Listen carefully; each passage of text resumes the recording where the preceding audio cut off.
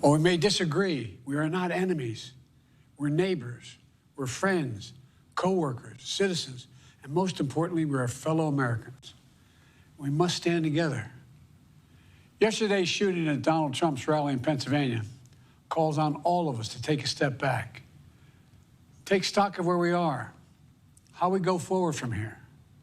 Thankfully, former Trump is not seriously injured. I spoke with him last night. I'm grateful. He's doing well, and Jill and I keep him and his family in our prayers. We also extend our deepest condolences to the family of the victims who was killed. Corey was a husband, a father, a volunteer firefighter, a hero, sheltering his family from those bullets. We should all hold his family and all those injured in our prayers. Earlier today, I spoke about an ongoing investigation. We do not know the motive of the shooter yet. We don't know his opinions or affiliations. We don't know whether he had help or support, or if he communicated with anyone else. Law enforcement professionals, as I speak, are investigating those questions. Tonight, I want to speak to what we do know.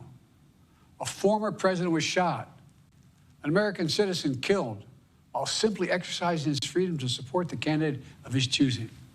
We cannot, we must not go down this road in America. We've traveled before throughout our history. Violence has never been the answer. Whether it's with members of Congress of both parties being targeted and shot, or a violent mob attacking the Capitol on January 6th, or a brutal attack on the spouse of former Speaker of the House, Nancy Pelosi, or information and intimidation on election officials, or the kidnapping plot against the sitting governor, or an attempted assassination on Donald Trump. There is no place in America for this kind of violence, or for any violence ever. Period. No exceptions.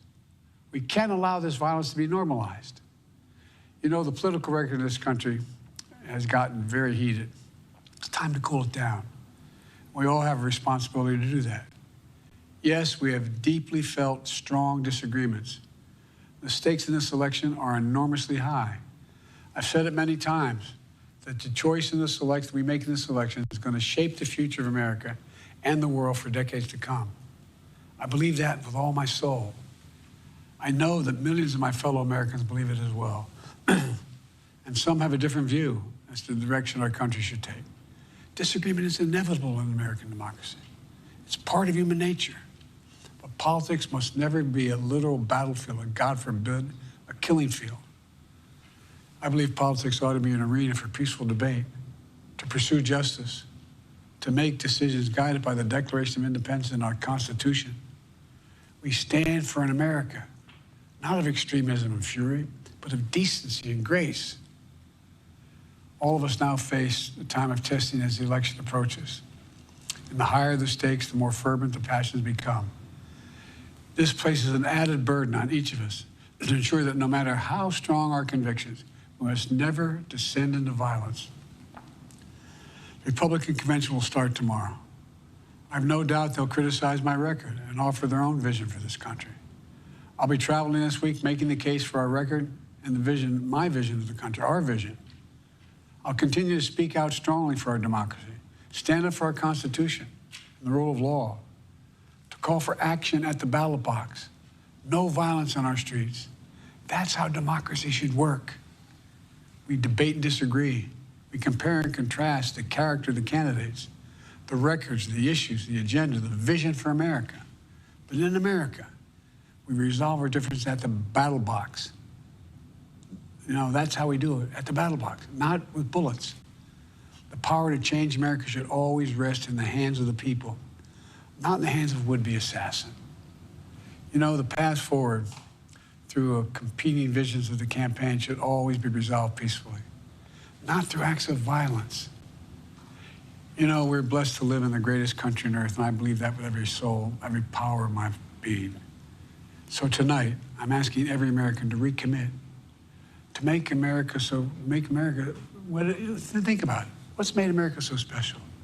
Here in America, everyone must be treated with dignity and respect, and hate must have no safe harbor.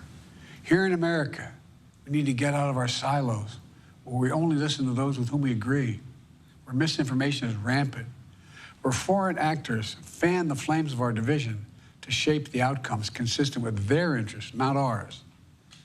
Let's remember, here in America, while unity is the most elusive of goals right now, nothing is more important for us now than standing together.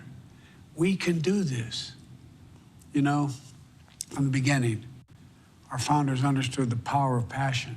So they created a democracy that gave reason and balance a chance to prevail over brute force. That's the American we must be. An American democracy where arguments are made in good faith. An American democracy where the rule of law is respected. An American democracy where decency, dignity, fair play aren't just quaint notions, but living, breathing realities. We owe that to those who come before us, to those who gave their lives for this country. We owe that to ourselves. We owe it to our children and our grandchildren. Look, let's never lose sight of who we are. Let's remember we are the United States of America.